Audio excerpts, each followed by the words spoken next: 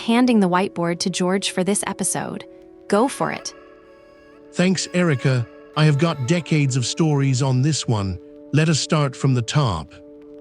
There are hundreds of thousands of family members across the country providing full-time care to disabled veterans. Bathing, dressing, medication management around the clock. And a significant portion of them are doing it without a paycheck, without health insurance, and without anyone telling them the VA will help pay for it.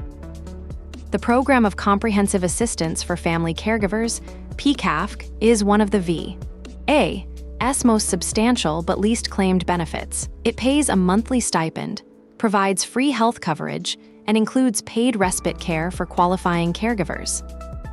The legal basis is the VA Mission Act, Public Law 116-315. Phase 2 of implementation, effective October 1, 2022, expanded the program beyond post-9/11 veterans to include veterans from all eras.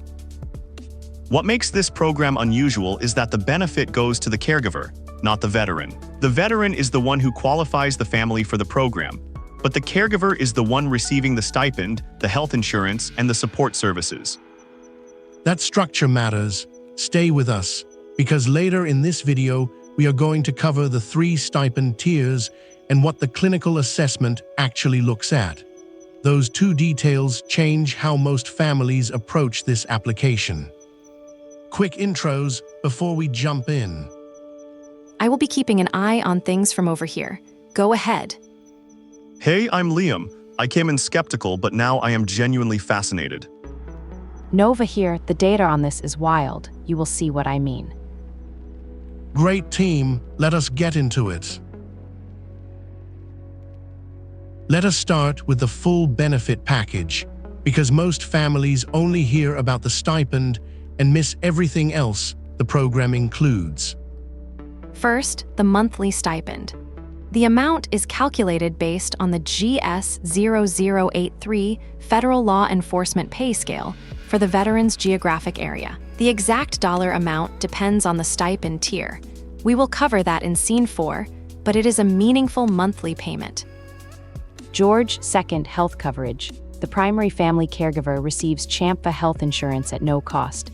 This is the same program that covers dependents of permanently and totally disabled veterans. Full medical coverage, no premiums, while enrolled in PCAFC.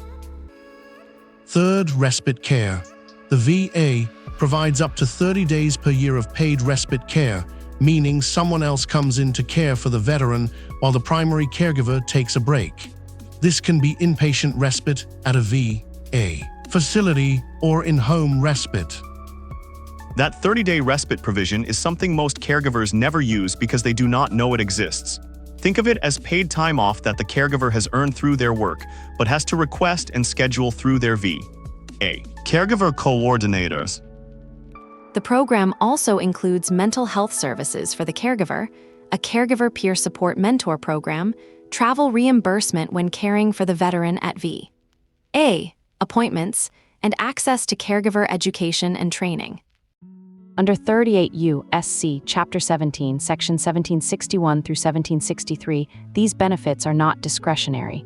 If you are enrolled and the veteran meets clinical thresholds, the VA is required to provide them.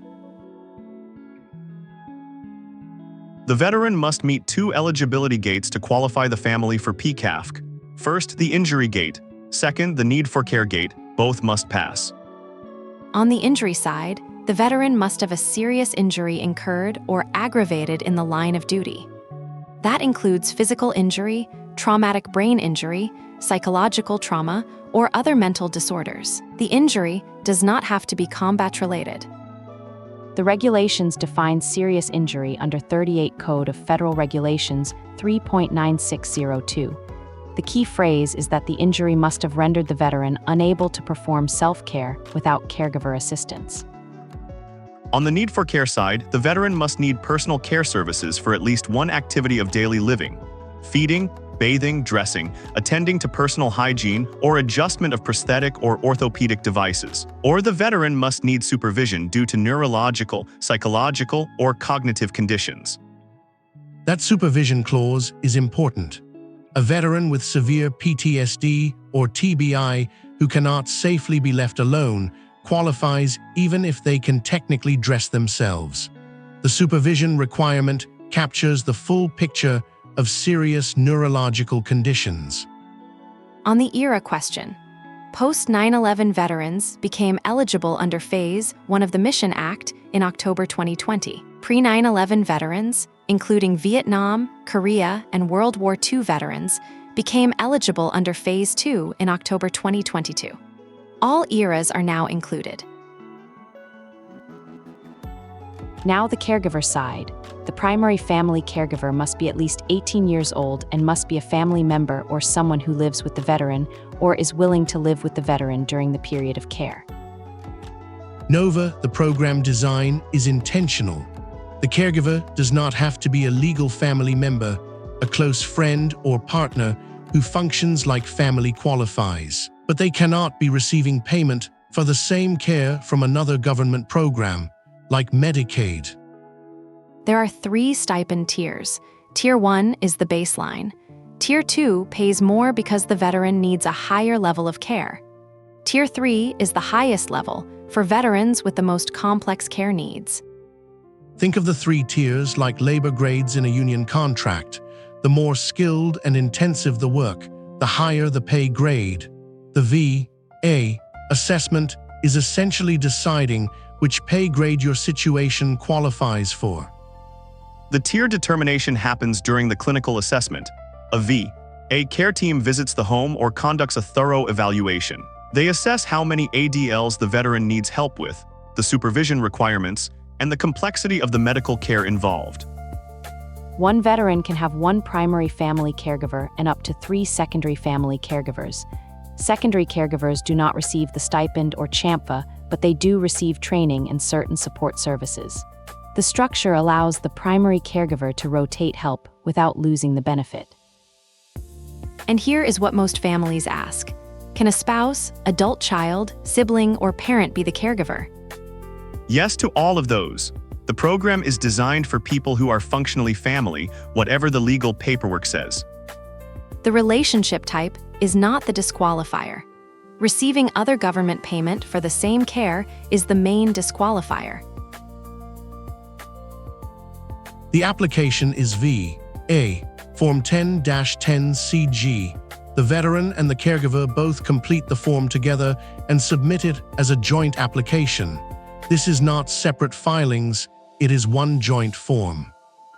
After the form is submitted, VA assigns a caregiver support coordinator. This coordinator is your main point of contact throughout the process. They schedule the clinical assessment, explain the tier determination, and manage ongoing support. The clinical assessment is a home visit or structured evaluation. The VA care team reviews how many ADLs the veteran needs assistance with, evaluates the complexity of medical care required, and determines the appropriate stipend tier. Think of the application timeline like a government contract bid. The 45-day clock starts only when your submission is complete. A missing document does not pause the clock, it resets it. Under VA regulations, the decision must come within 45 days of a complete application. Getting a complete submission in the first round is the whole game. Common denial reasons: incomplete documentation, missing medical records, and the caregiver not meeting co-residency requirements. Also watch for this: applications filed before the veteran has a current treating provider at a VA facility. That is a common first attempt mistake. The practical tip: get your VA caregiver support coordinator on the phone before you submit. They can review your situation and tell you what documentation you need. The phone number for the caregiver support line is 800-900-82,000. Think of the PCAFC annual review like a lease renewal. Most years it goes through without issues. But if your situation changes, or if you have not documented it carefully, the landlord can decide not to renew. Denials happen and reassessments can reduce or end benefits. Knowing the appeal process is not pessimism, it is preparation. If the initial application is denied, you have 2 primary paths under the Appeals Modernization Act. file a supplemental claim with new and relevant evidence, or request a higher-level review if you believe the original decision was made in error. The Board of Veterans' Appeals is also available. Annual reviews are required to maintain enrollment. The VA reassesses the veteran's care needs each year. If the care level drops, say the veteran shows significant medical improvement, the stipend tier can decrease or the caregiver can be disenrolled. Liam, that disenrollment risk is why documentation matters throughout the program, not just at the application stage. Keep records of the care provided, changes in the veteran's condition, and any communications with the VA Caregiver Coordinator.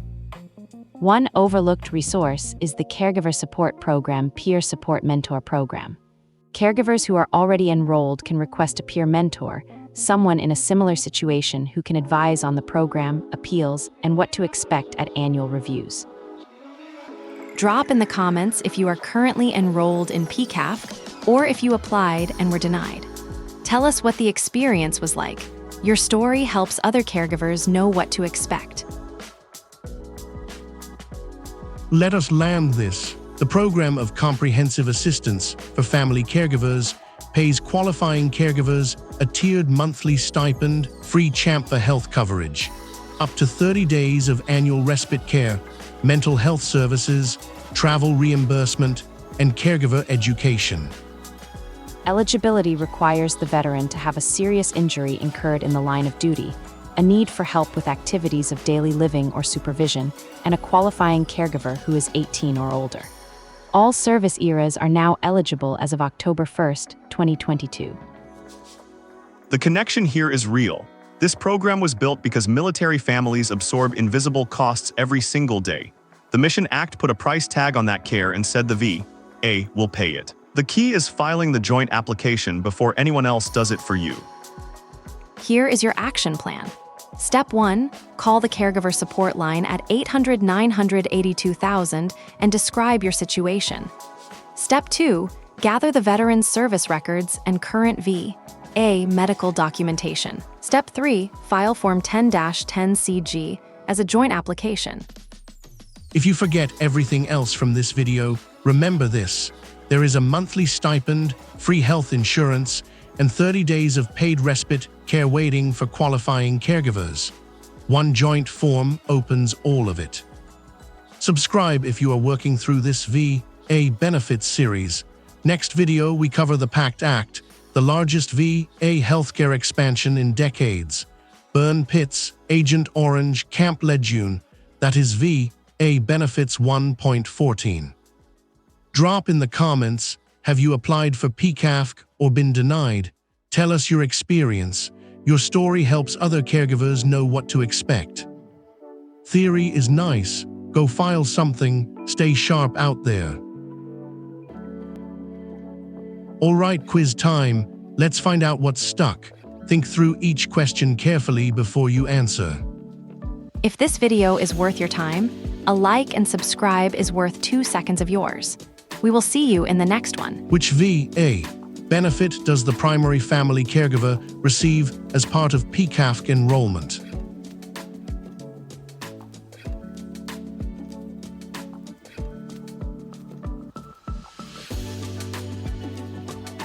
The correct answer is B, CHAMPA health insurance at no cost.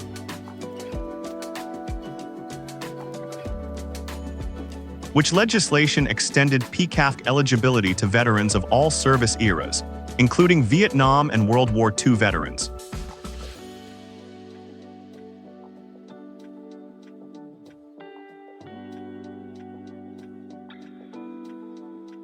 The correct answer is A, the VA Mission Act Phase 2, effective October 2022.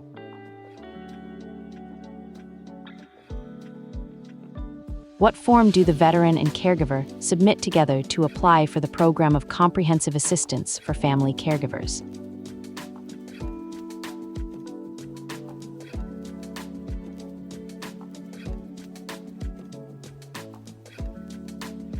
The correct answer is B, VA Form 10-10CG.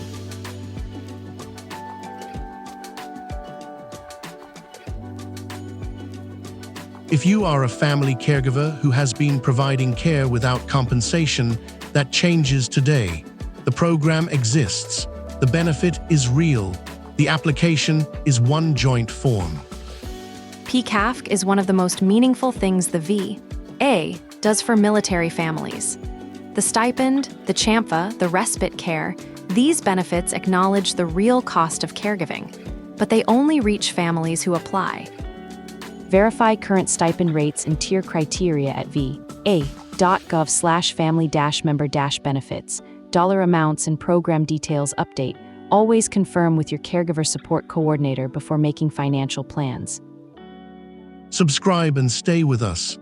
Coming up next, we go deep on the PACT Act, the largest expansion of VA healthcare in decades. Theory is nice, go file something. See you next time. Stay sharp out there. That was a strong episode, George. The students are in good hands.